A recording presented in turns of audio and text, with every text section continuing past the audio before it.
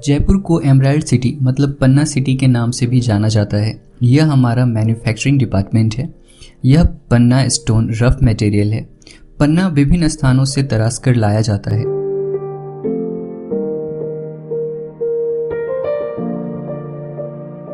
सबसे पहले इसकी कटाई की जाती है और वेस्टेज माल को हटाया जाता है, जैसा कि आप देख रहे हैं।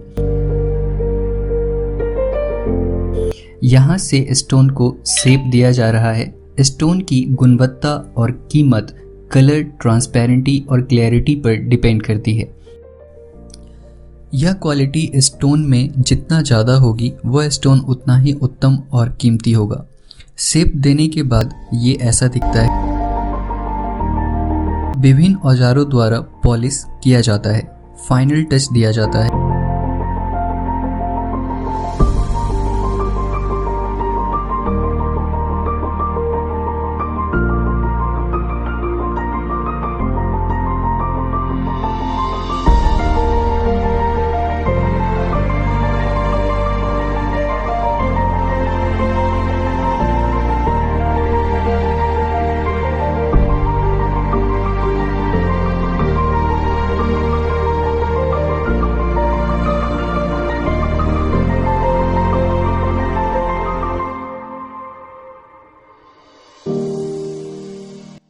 अब ये सेलिंग के लिए तैयार हो जाता है, जैसा कि आप देख सकते हैं।